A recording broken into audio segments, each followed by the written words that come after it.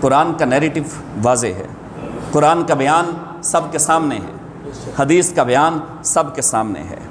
چاہے کوئی شخص لواطت میں مبتلا ہو، چاہے کوئی شخص بدکاری اور فحاشی میں مبتلا ہو، چاہے کوئی شخص زناکاری میں مبتلا ہو، زناکاری کرنے والا چاہے وہ مرد ہو یا عورت ہو، چاہے وہ 60 سال کی عمر کا ہو یا 20 سال کی عمر کا ہو، وہ جس چاہے عمر کا ہو، قرآن کا نیریٹو واضح ہے۔ Let's come on the common point, ایک جو مشترک بات ہے، جو قرآن کا واضح حکم ہے، جو قرآن کا قانون ہے، جس کو دنیا کی کوئی طاقت بدل نہیں سکتی۔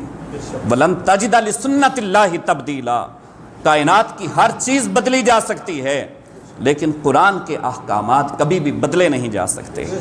یہ قرآن کے قوانین ایسے مضبوط قوانین ہیں، ان کو نیو کانسٹیٹیوشنز کی ضرورت نہیں ہے، ان کو نئی تحذیرات کی ضرورت نہیں ہے، اس کو کسی امریکن لا کی ضرورت نہیں ہے، اس کو کسی نیو آرڈیننس کی ضرورت نہیں ہے، اس کو کسی دنیا کے اور انسانی ذہن کے وضع کیے ہوئے بیکار قانون کی ضرورت نہیں ہے۔ یہ ایسے قوانین ہیں جو قیامت تک کے لیے مضبوط قوانین ہیں، جو جاری و ساری رہنے والے ہیں۔ یہ قوانین اس رب ذوالجلال کے بنائے ہوئے ہیں جس کی حکومت روز ازل سے چلی آ رہی ہے، اور تا ابد تک قیامت تک کے لیے اس کی حکومت قائم و دائم رہنی ہے۔ نہ اس کی اسمبلیاں ٹوٹتی ہیں، نہ اس کے وزیر استعفیٰ دیتے ہیں، نہ اس کے لوگ مستعفی ہو کر دھمکیاں دیتے ہیں، نہ اس کی اپوزیشن اس کا کچھ بگاڑ سکتی ہے۔ اگر ساری کائنات مل کر اس کو سجدہ کرنا چھوڑ دے، پھر بھی اس کی خدائی میں رتی برابر فرق نہیں آ سکتا۔ اگر ساری کائنات مل کر اس کی بارگاہ میں سجدہ ریز ہو جائے، پھر بھی اس کی خدائی میں رتی برابر کوئی اضافہ نہیں کر پاتا۔ کبھی بھی یہ قوانین آؤٹ ڈیٹ نہیں ہوتے، ان کو اپ ڈیٹ کرنے کی ضرورت نہیں ہے۔ ایسے معاملات معاشرے میں کب رونما ہوتے ہیں؟ ایک مذہبی نام نہاد شخص کی طرف سے اس بدکاری کا ارتکاب کیا گیا، اس لیے کیا گیا کہ اس معاشرے کے اندر قوانین وہ انگریز کے قوانین ہیں، جو بدکاری کے متعلق ہیں، جو زنا کے متعلق ہیں، جو لواطت کے متعلق ہیں، جہاں پر عدالتوں میں قوانین قرآن کے قوانین نافذ نہیں ہیں۔ جب قرآن کے قوانین نافذ ہوں تو قرآن کا قانون سب کے لیے یکساں ہوگا۔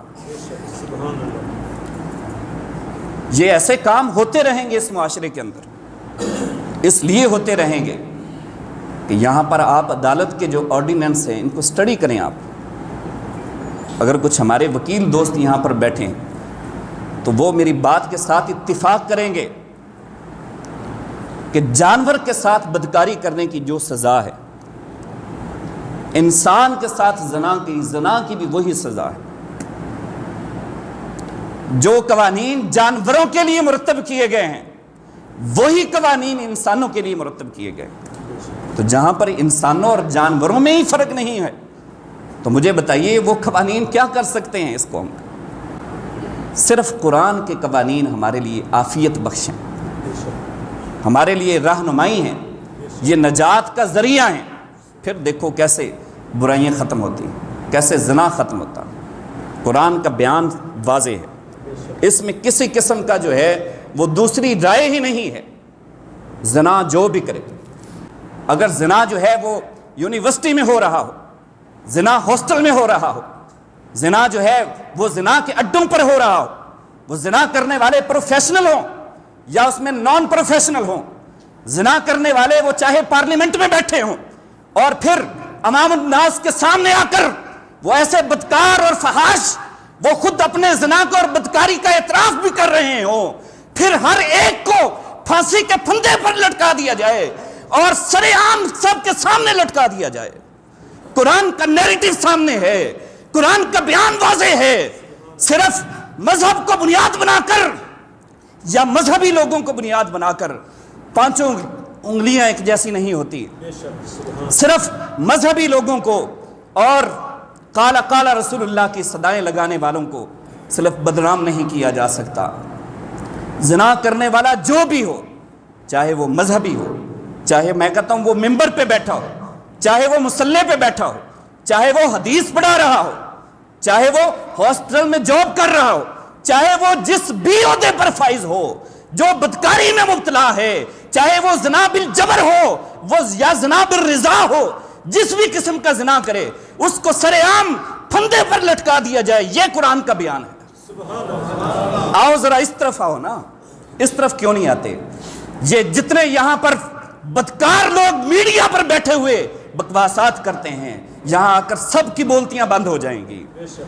یہ پارلیمنٹیرین جو خود اپنی زبانوں سے اقرار کر چکے ہیں، اپنی زبانوں سے بدکاری کا اقرار کر چکے ہیں، جو اعتراض کر چکے ہیں، ان قوانین کے سامنے، ان کانسٹیٹیوشنز کے سامنے ایک منٹ میں ان کی بولتیاں بند ہو جائیں گی۔